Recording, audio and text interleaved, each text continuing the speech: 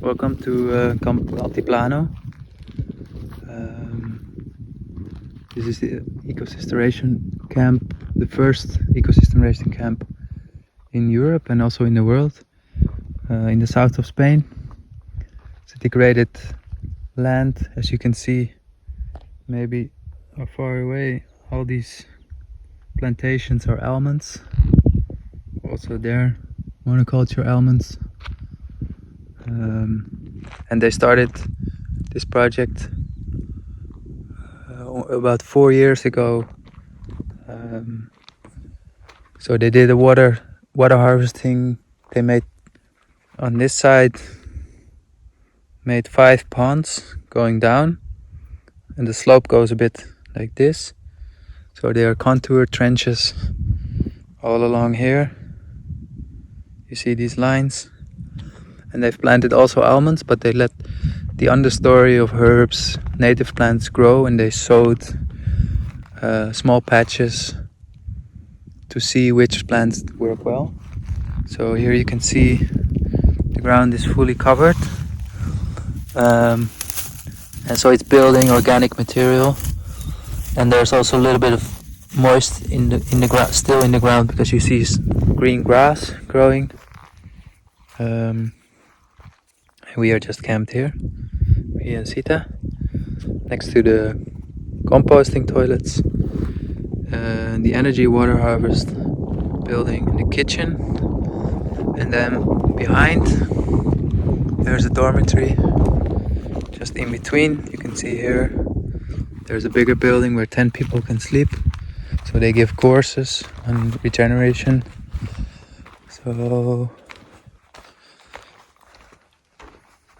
actually the camp is made also for long term, to show local farmers and international people who want to come here and stay as long as possible, as long as they want, on how to restore degenerative land that's being depleted, because most practices nowadays are depleting the soil instead of building soil. And we know from our history lessons that civilizations tend to fall, collapse, when they don't take care of their topsoil. Topsoil is the most precious thing. So when it's exposed, it's actually a wound to the land. So in the far, you can see all these almonds, and they have bare soil underneath,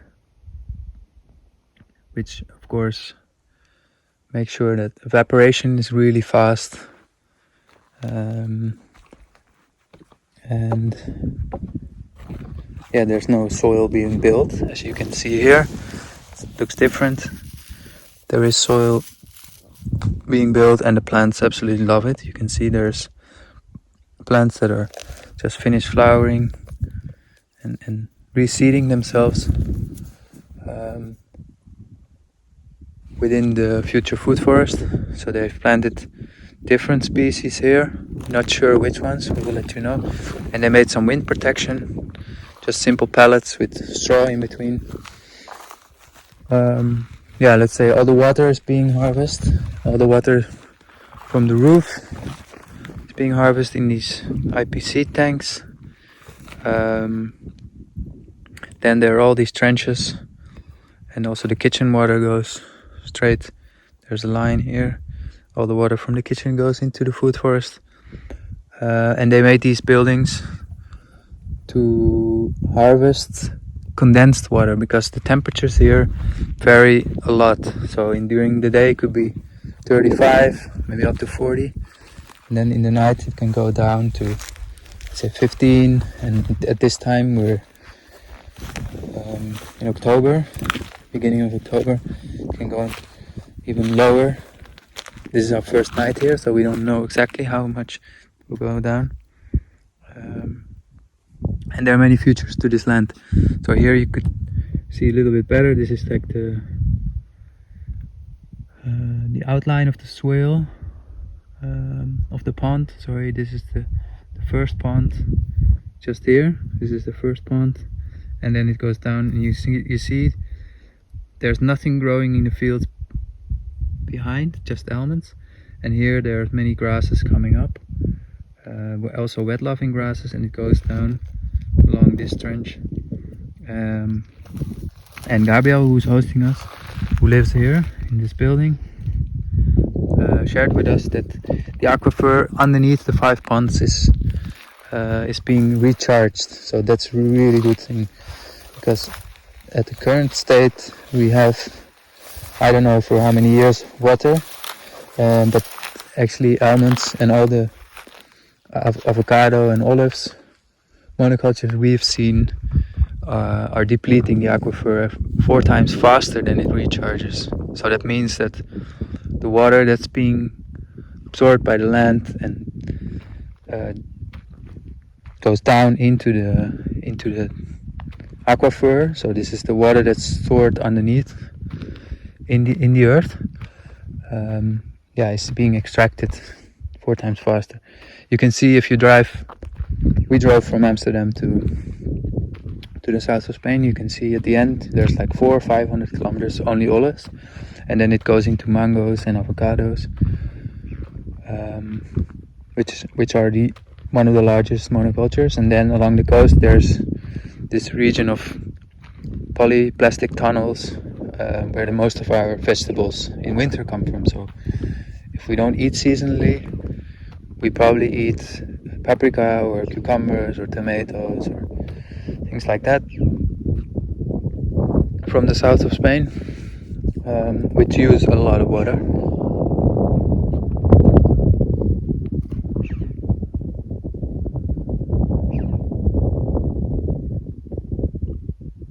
I'm just amazed by the silence here, and just a few, I think there were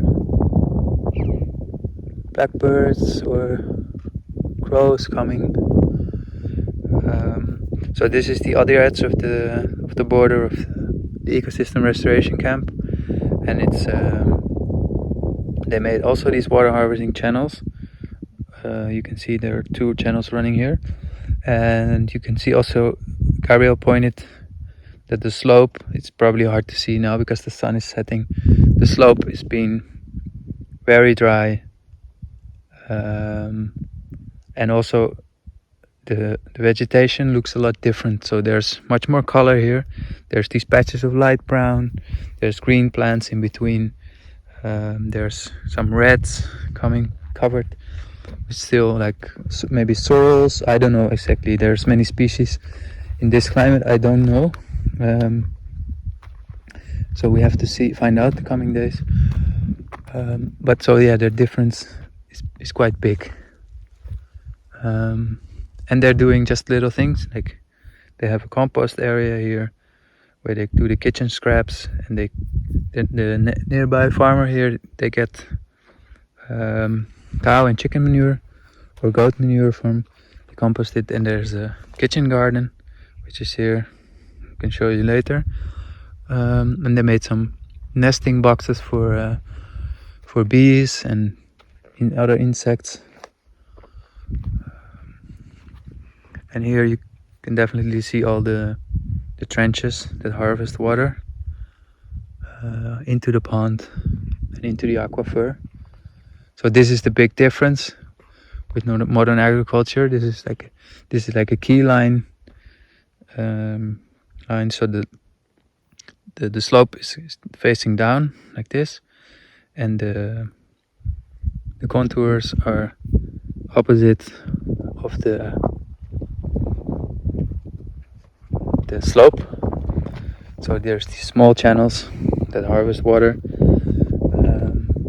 and they've planted the almonds in line with these contours. So this is all new almond, 2 or 3 year old almond trees, and in between they plant aromatic plants.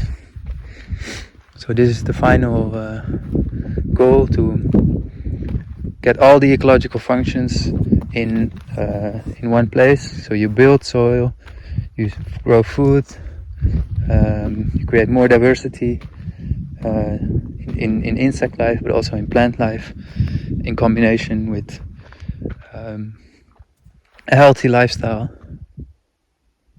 for people. So building also social interactions and leaving some places for a while. So down there is also part of this is a valley. It just goes quite deep down. We haven't been there yet, which is a nature place. So it's like a wild place. So they leave it alone. So. Okay. Yeah, we're very happy to be here. We got a really warm welcome. The wind is picking up, so I might get some food and enjoy the sunset.